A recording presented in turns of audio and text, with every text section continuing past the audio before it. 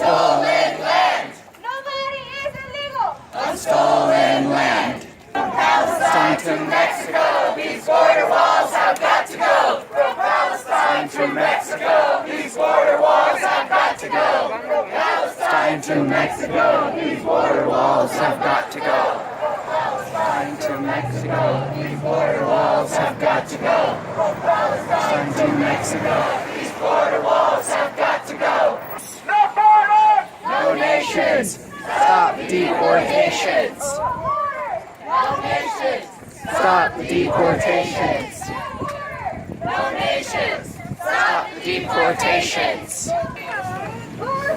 Our streets! Our streets!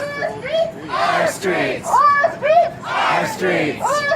Our streets! Our streets! Our streets! Our streets! Our streets! Our streets! Our streets! Our streets! Our streets!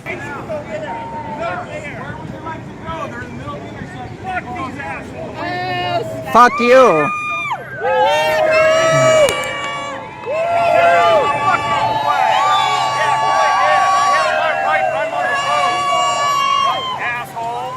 You're an asshole.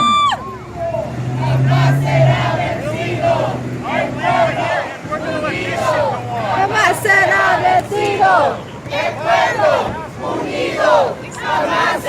vencido. Better watch it, man. You better watch it. No, oh, you better not.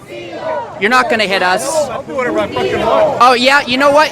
You hit us, I'll defend myself, and I'll defend us. You're not on the road legally. You're threatening to hit us. You will. There will be consequences. Don't even think about it. Si se puede. Sheriff Napier, get ICE out! Sheriff Napier, get ICE out! Sheriff Napier, get ICE out! No justice! No peace. Abolish! The police. No justice! No peace. Abolish! The police. Abolish ICE! Abolish ICE! Abolish ICE!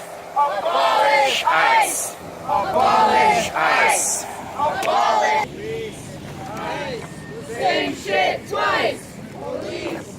ICE! I didn't. Same shit twice! Police! ICE! The Same shit twice. We got people here in the United States fighting for the people's liberation. Liberation from what? They say liberation from U.S. imperialism. Look, what does it look like? What's happening in the Middle East? It's already happened all over Latin America in the 90s, 80s.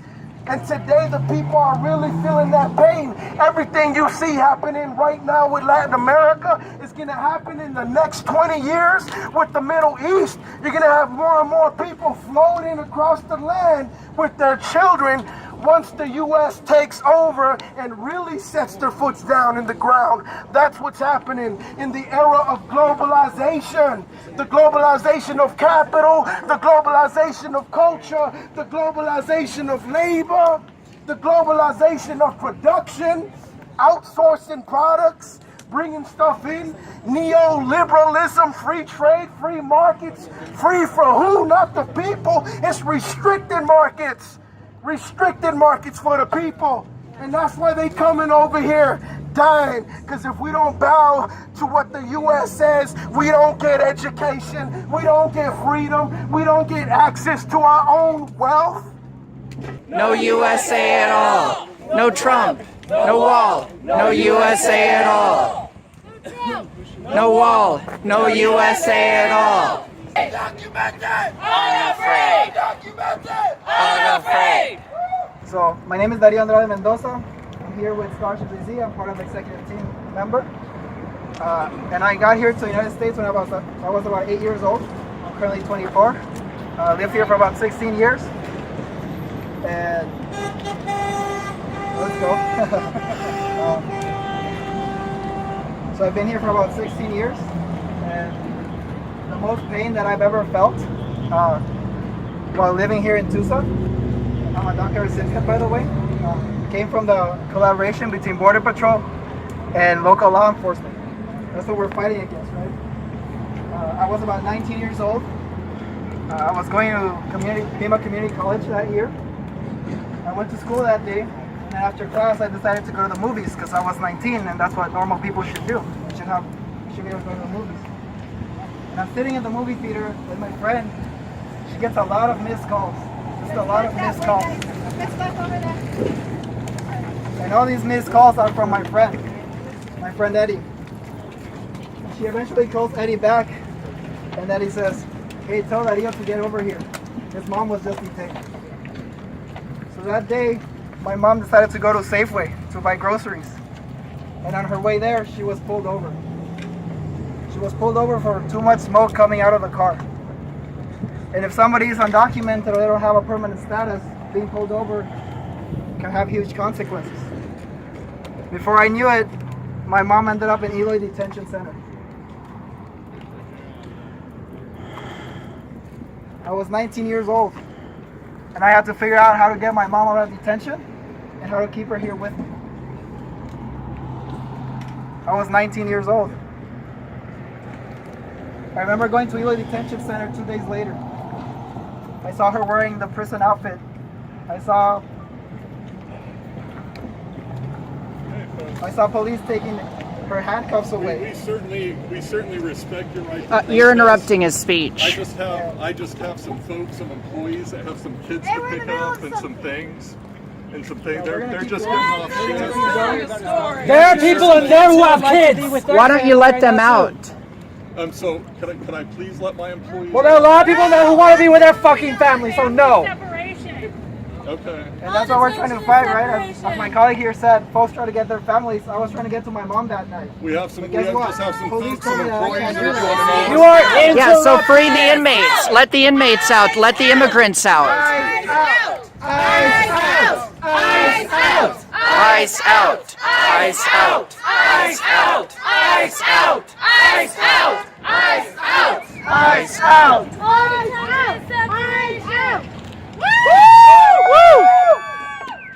Go ahead, Doc. Continue. She approached me and I hugged her and rubbed her back and I said everything was gonna be okay. What else could I do? But in her eyes, I knew not everything was okay. I saw her fear. I saw her concern. I saw her insecurity. I saw her confusion. And she was looking to me for answers. Why at 19 years old do I have to tell my mom whether she's going to be able to stay and live here with me or not? Why is that on me? That shouldn't be on me. And that's what this fucking collaboration costs on families. I had to leave the room that day. Just watching my mom get handcuffed again and be taken back inside. Only to come out to a world that perpetuates this type of violence to our communities every day. And that's why we're here today, because that's not okay. Our communities deserve better than to be criminalized and separated and detained. My mom deserves better than to spend days in a detention center because she was driving that day. My dad deserves to be able to go to work and not fucking worry whether he's gonna make it home or not that fucking night. He's trying to work for his family. And that's what we're here for. For our community and for our family. Keep going. These racist cops have got to go. Hey, hey. These racist cops have got to go. Skuktash, Onion Chigi, Gabriela Cáceres Kelly, Bisan Mochkuk, Amjad. I'm a member of the Thama Nation. You are on my traditional land, so I'd like to officially welcome you.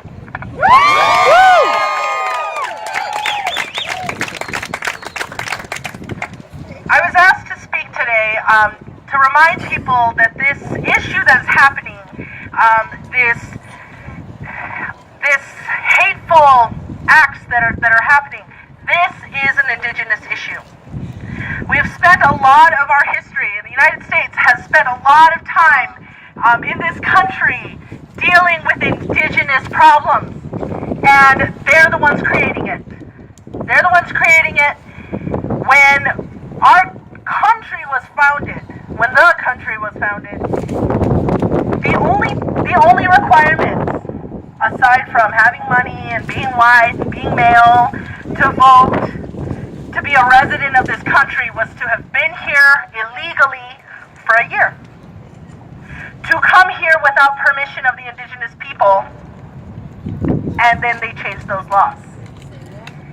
So when we talk about illegal, we have to really think about who has created those laws, because we are not the ones who did. We, the indigenous people of this country, did not create those laws.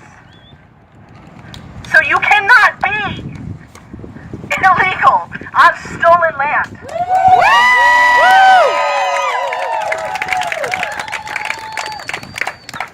I live here in Tucson, and I work on the Untitled Nation. I drive every day through a border checkpoint.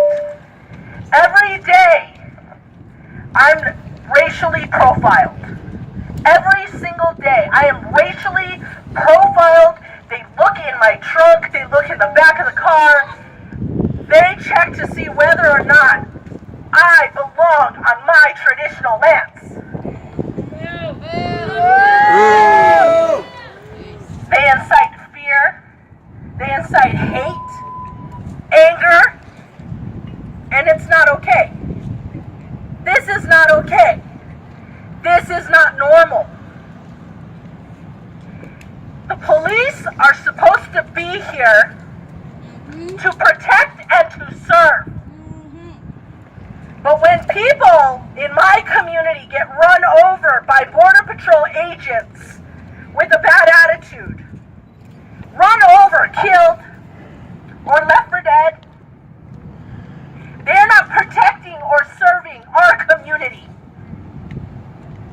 All of this, we have been brainwashed into thinking all of this is to protect our community. And it's not. Because people who look like me are not being protected. And we're not being served. Our bodies are being used to generate money. We need to get ICE out of jails now.